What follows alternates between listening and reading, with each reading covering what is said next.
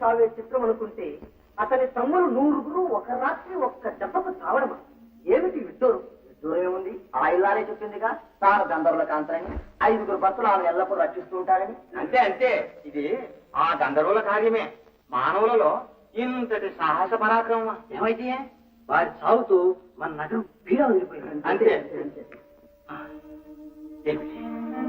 5 భర్తలు పిల్లాల గంధర్వుల. ఒకవేళ ఆమె మా పెద్ద తల్లి ద్రౌపదీదేవి కాదు కదా?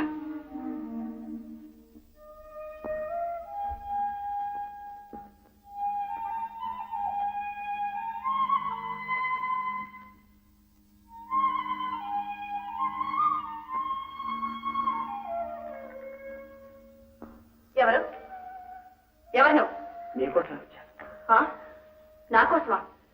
నాతో నీకేం పని? అసలు ఎవరు నువ్వు? ఆ ప్రశ్నకి నేను సమాధానం అడుగుతున్నాను. మీరెవరు? ఏ దేశం? ఇక్కడ ఎందుకున్నారు?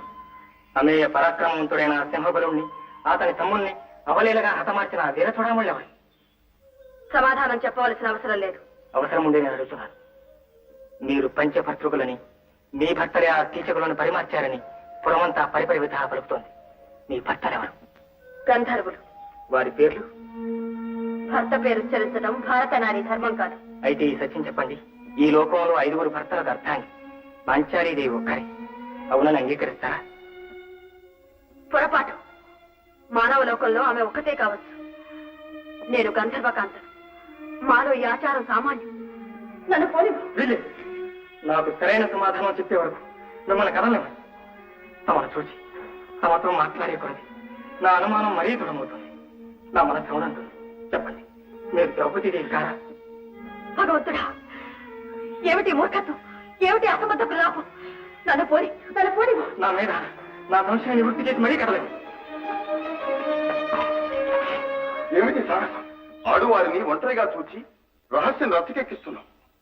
ఇది అవ్వేకం కదా?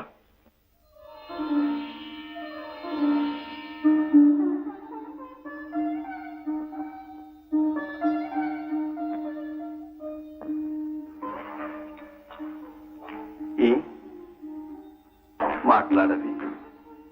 ఎవరు? చెప్పరాదు, చెప్పను. గోత్రనామాలు గుప్తంగా ఉంచుకోవలసిన అవసరం తానుగా చెప్పడం సంప్రదాయం కాదు. సరే, నేను చెబుతున్నా. నీవు సుభద్రాదేవి కుమారుడు అభిమన్యుడు. ఆమె కబళికలు నీ ముఖంలో ప్రస్ఫుటంగా కనిపిస్తుంది. ఈ ముఖవైఖరి విద్యతో మీరు నన్ను భ్రమపెడుతున్నారు. కాదు, ఇంకా చెప్తున్నాను. నీ తండ్రుల అన్వేషణలో అతి సాహసం చేసి బయలుదేరావు. మీరు సామాన్యులు కారని మీ విచిత్ర రూపమే చాటుతోంది. మీరు త్రికాల వెదురుగా ఉన్నారు. ఆ దుష్ట కౌరవుల దురాగత మా తండ్రులకు తెలిపి సహాయపడదామని వచ్చాను. మా తండ్రులు ఎక్కడున్నారు, ఎలా ఉన్నారు చెప్పండి. నీ మాట వింటూ ఉంటే నాకు నవ్వు వస్తున్నది, జాలి వేస్తున్నది. అపూర్వ పరాక్రమాభిరాములై అనేక విజయాలు సాధించిన దివ్యశక్తి సంపన్నులకు నీ సాయమా?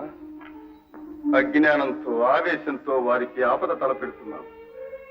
ఈ అజ్ఞాతవాసం బహిరంగపరచి తిరిగి అరణ్యవాసం వారి తలగట్టబోతున్నావు. ఇదేనా తనయుడు చేయవలసిన ధర్మం? ఇదేనా వారి ఎడల నీకు గల అనురాగం? ఇదేనా నీ అన్వేషణ? కాదు, వారి కష్టాలు కలిగించడం నా అభిమతం ఎన్నటికీ కాదు. వెళ్ళు. నీవిక్కడున్నావని తెలిస్తే ప్రమాదం. నీ తల్లిదండ్రుల మేలు కోరితే ఈ దేశం విడిచి త్వరగా వెళ్ళు. వెళ్ళు.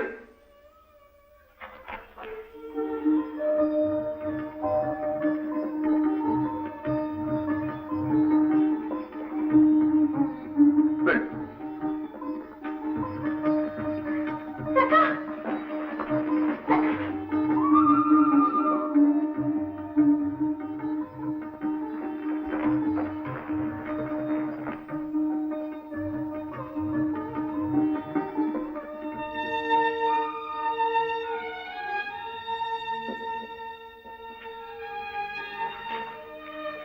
ఎవరమ్మా అతను?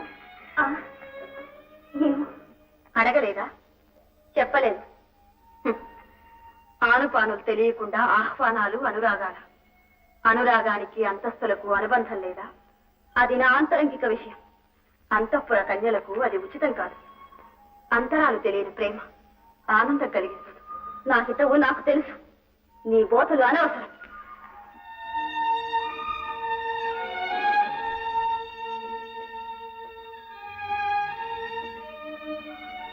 మనవాడు గుట్టు రట్టు చేశాడనుకున్నాను.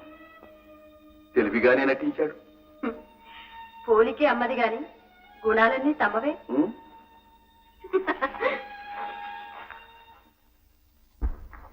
పాండవుల అజ్ఞాతవాస సమయం పూర్తిగా వస్తున్నది. ఇంతవరకు వారి దాడైనా తెలియలేదు. వెళ్ళిన వేగులేమైనారు, ఈ జీమూతుడేమైనాడు. తలుచుకుంటే శరీరం దహించుకోపోతున్నది. ఇంకెక్కడ పాండవులన్నయ్య?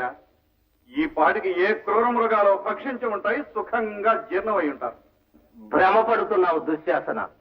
సత్యధర్మనిష్ఠులు, అమిత పరాక్రమవంతులైన పాండవులకు ఎన్నటికీ అట్టి దుర్యోగం సంభవించదు. వారు సుఖంగా జీవించే ఉంటారు. అభిమానం అలా అనిపిస్తున్నది పితామహ. ఈ సుయోధనుడు జీవించి ఉన్నంత వరకు పాండవులను సుఖించనివ్వడు. శాంతించు సుయోధన. రాజసూయంలో రగిలిన మంటలు ఇంతటితోనైనా చల్లారని. లేదు గురుదేవ, మయసభలో జరిగిన అవమానానికి కారకులైన ఆ పాండవులు ఆ పాంచాలి నశించే వరకు ఈ మంట చల్లారదు. కురువృద్ధుల మాట ఆలకించురా రాజా.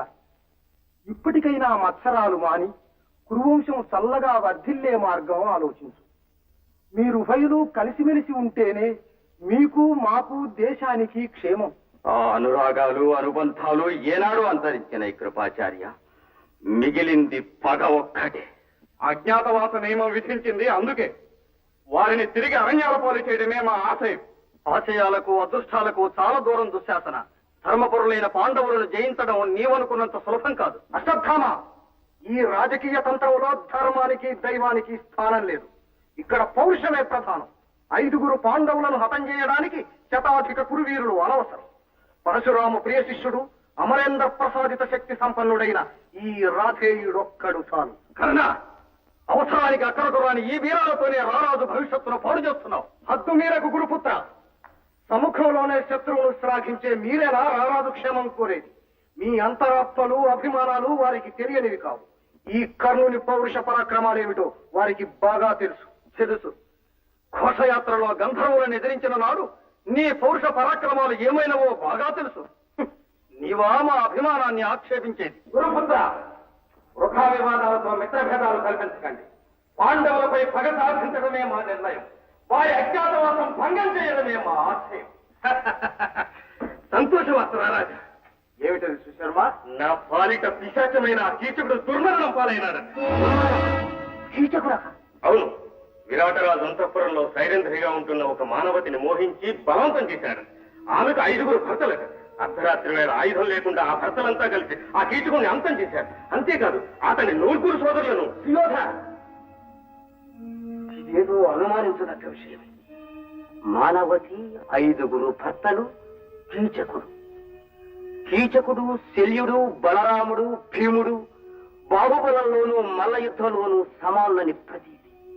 సుయోధ, ఆ భీముని చేతిలోనే కీచకుడు మరణించి ఉండాలి. ఇంకా సందేహం ఎందుకు? వారు పాండవులేమయ్యా. ఆ విరాటరాజు పాండవులకు ఆశ్రయం ఇచ్చాడన్నమాట. ఎంత కండకావరం, ఎంత సాహసం! మన శ్రీముఖాన్ని నిర్లక్ష్యం చేసి వారికి ఆశ్రయం ఇచ్చిన ఆ దురహంకారికి తగిన గుణపాఠం నేర్పాలి. ముందు ఆ పాండవులను బయటకు రప్పించే మార్గం ఆలోచించండి. ఇంకా ఆలోచన ఏమిటి సుయోధన? సైన్య సమేతంగా బయలుదేరి ఆ విరాట నగరాన్ని ముట్టడించడమే మన తక్షణ కర్తవ్యం. తొందరపడకు కర్ణ. కోటను ముట్టడించినంత మాత్రాన పాండవులు బయటపడరు. అలవిగారి శత్రువును తెలివిగా వశం చేసుకోవాలి. ఆ విరాటునికి గోధనం ప్రధానం. ముందుగా మనలో ఒకరు వెళ్లి ఒక ప్రక్క గోవులను కొల్లగొట్టాలి. దాన్ని ఎదుర్కోవడానికి విరాటరాజు సైన్య సమేతుడై వస్తాడు. ఆ తరువాత 2వ దిక్కు గోవులను కూడా ముట్టడిస్తే కోటలో మిగిలి ఉన్న పాండవులు గోవులను రక్షించడానికి రాక తప్పదు, బయట పడకరు తప్పదు. లెస్సగా చెప్పావు మామా. ఈ ఎత్తుతో మన ఇరువురిపగా చల్లారుతుంది సుయోధన. అయితే నీవు సైన్య సమేతంగా కదని రానున్న అష్టమేనాడు మధ్య దేశం ప్రవేశించి దక్షిణ